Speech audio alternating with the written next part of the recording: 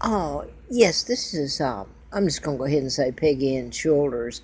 I have to use that name. I'm really Margaret Ann Windsor, kidnapped and brought over here. But I want to put this because so much has happened with me not being able to get a place of residence.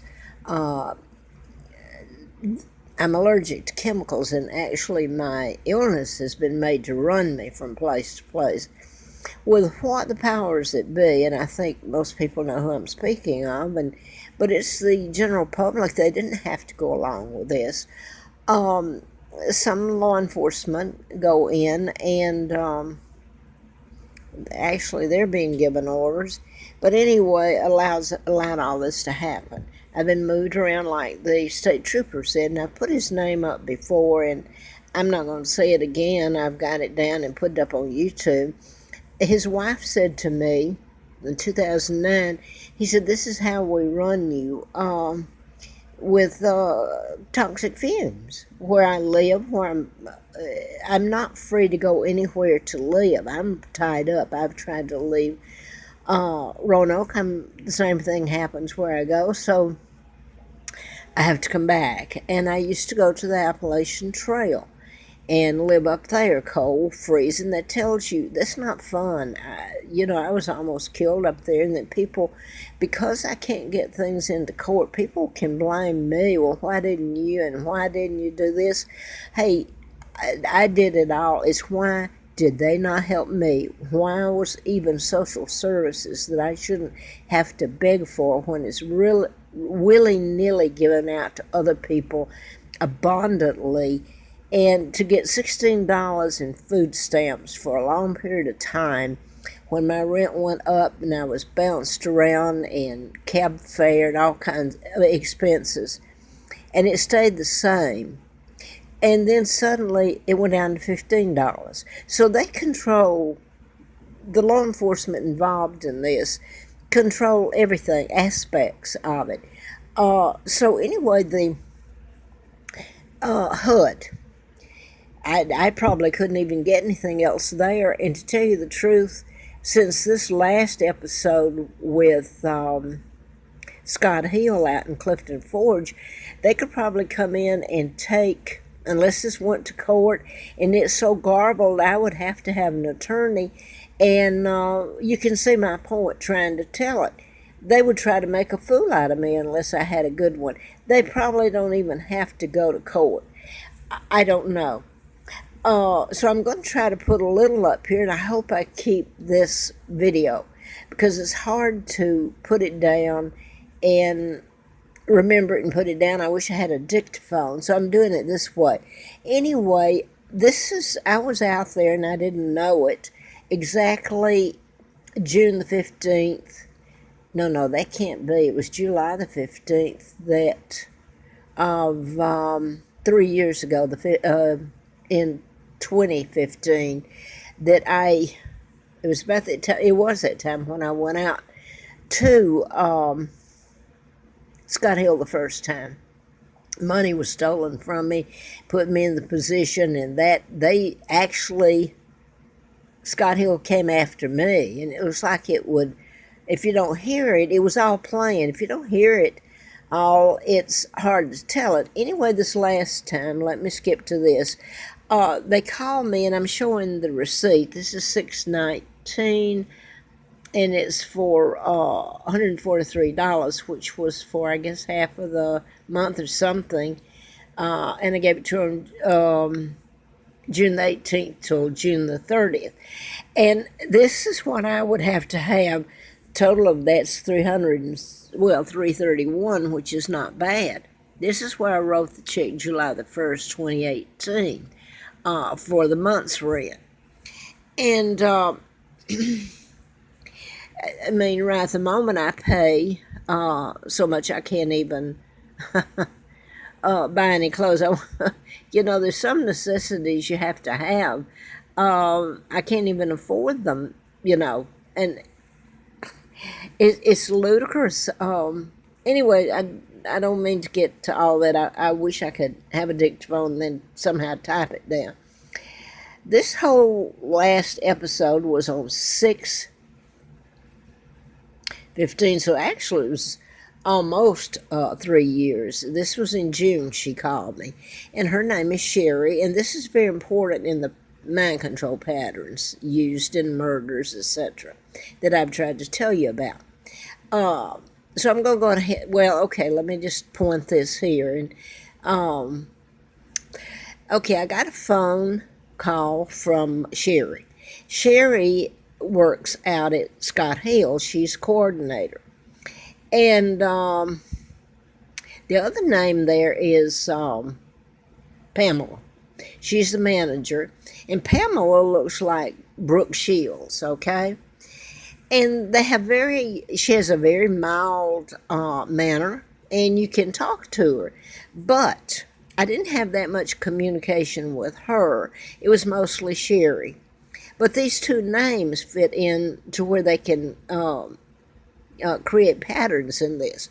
Now, when I got out there, Sherry called me on June the 15th, this last June the 15th. And she told me, she gave me 4 days. That was on a Friday. And she said that for some reason Pam told her to call me. And I guess she said she went back in the files and found my phone number and called me. I think after I left there, I needed a place the second time in 2015. I left 2 times then. And I did, it puts me in a position of begging to go back to where I've left because they've abused me with fumes, toxic fumes, been told to, and other things, okay? It's really bad because if you get into really the one over in Bedford, Joseph's Dream, that was a horrifying thing. I stayed there for over 7 months, and they even had a Navy SEAL that came in, and you get the military that's involved in this. I'm kidnapped. I'm the real monarch. My father was taken down, like I said. It is a horror story in front of everybody. And they hate me, really. If you talk about a hate crime and you ever hear this, they hate me. And I'm going to say this, and I'm not sure, well, maybe I won't either. I don't need to say that. Anyway, they gave me 4 days, Sherry did. So I have Xerox and fax, and they let me do it free here where I'm living. Well, yeah, Xerox and fax. And this is probably going to go off here. I'm just about out of video space now, so I won't be able to do this for a while. So I got it all done by Monday, which she said had to be done. She came pick me up. I signed the lease, and when I was signing the lease with the manager, she says, and by the way, we no longer have monthly leases like we did when you were here before. And this is very important because they could come in and take what few little bits of money I get in a month, and I would be on the street like they put me some years ago when they stripped me of everything. Well, I beg now, for God's sake, but at least I managed to get a little money and have some sort of roof over my head, whether I'm inhaling toxic fumes or not. So anyway, where am I? Talking. Okay, Pam tells me when I'm signing the lease, she says, we no longer have a monthly lease like we did when you were here before. And she tried to say that was a promotional one time only. I thought to myself, how do you know about that? Because when I left, and I left under good circumstances, I have always followed the rules. It's they who have broken the law. And this is HUD, this is federal. I mean, it's all kinds of laws they've broken in it. And not just Scott Hill.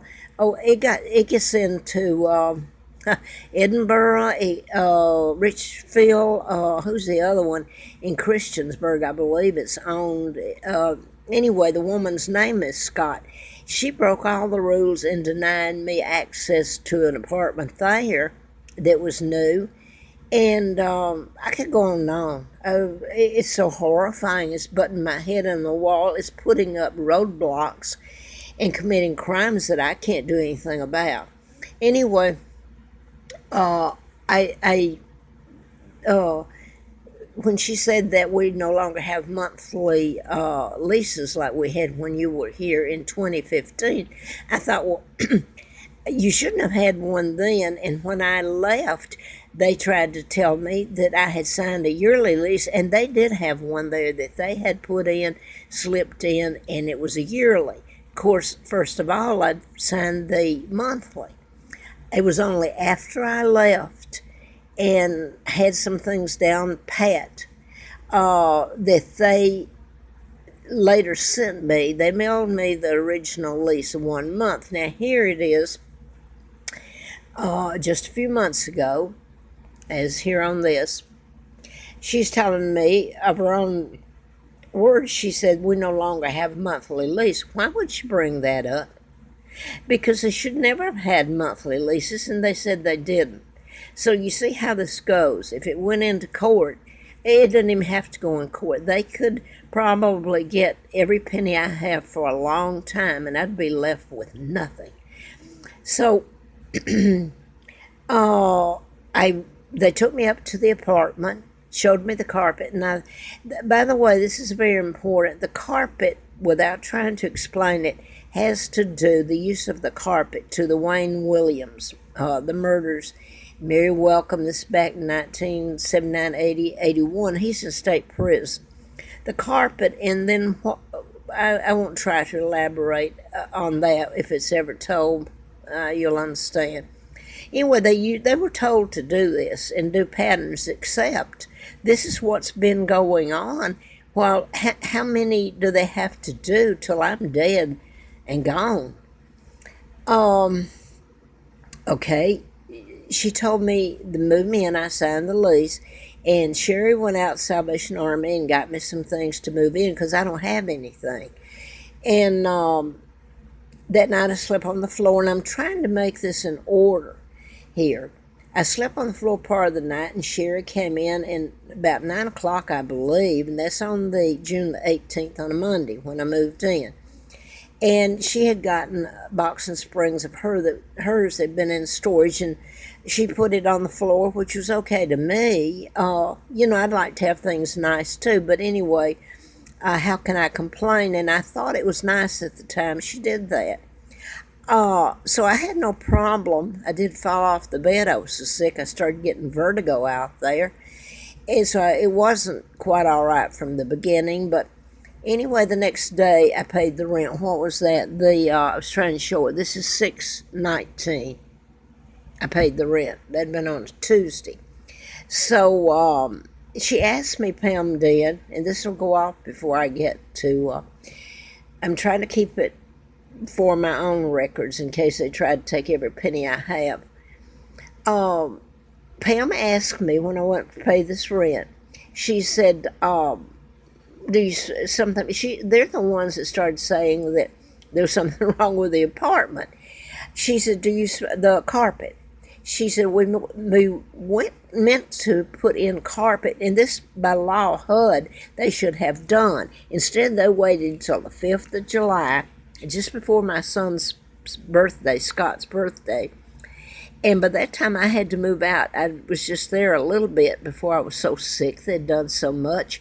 And now they're going to go in and put in carpet, and I'm going to have to come in, and is the carpet going to make me sick? I'm allergic to toxic fumes and chemicals. And whatever they seal it or whatever they use on the carpet. And she doesn't know if it's non-allergenic. So I want to put this up, though, now. Here, this has to do with Scott Peterson playing out patterns, how I knew Scott Peterson was framed, mind control used, Lacey and Connor, his son. And the man that had this apartment, it was 506. That's the apartment they gave me. His name is Connor. Now then, I was told that just prior to me coming, a couple of weeks earlier, 3 maybe, suddenly he went wacky, or that was and suddenly they moved him out to a where they took care of him, where it, I don't know. Anyway, it's scary as hell with what can be done with you.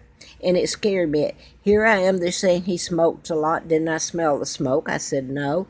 Anyway, to make it short, Pam, when I paid the rent, she asked, could she, okay, I showed you that. And this is the other where I paid for the month in July. Huh. So there's a big difference.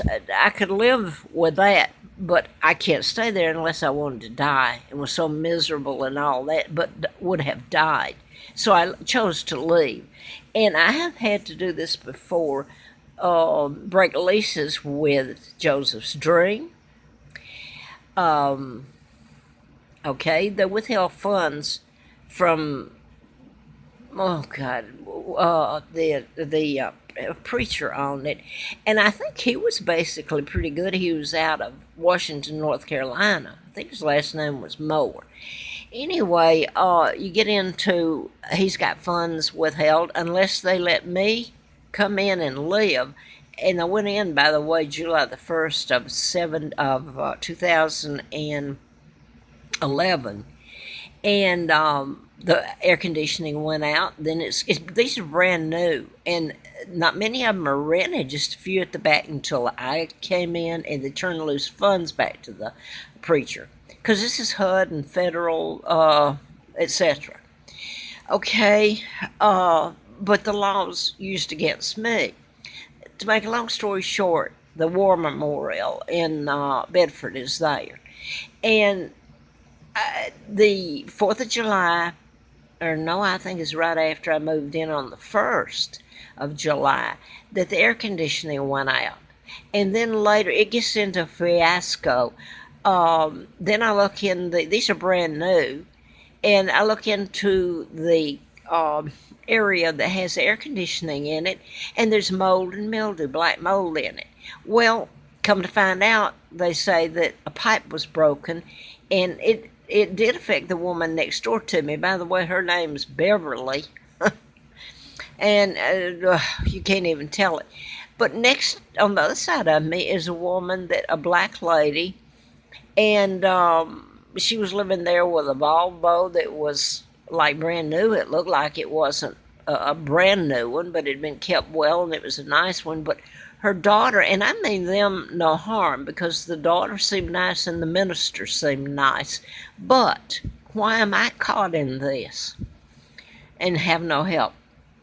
Anyway, she said, well, this is her mother that lives next door to me. She worked for NBC, and her husband had died. And she had all the press trophies and things, and so this was all true. He died. There's probably another word for it, but I won't say it. He was over the Chicago area and surrounding areas, so he wasn't just an itty bitty person in all this. But anyway, she ended up leaving, going back to her daughters, who was the right hand for the minister Moore that owned them. But the things that happened there were so horrible. And I found out later, not only I always paid my rent on time or tried to pay it early. And here you've got them soaking me in fumes. And this lady that her daughter worked for Moore, the owner, she was telling them, the maintenance guy, and she was telling some of the same things I had been telling, how they can get maintenance, threaten them, or just flat get them because they don't care, because this is hate crimes against me because I'm British. My mom is an American, but you get the point.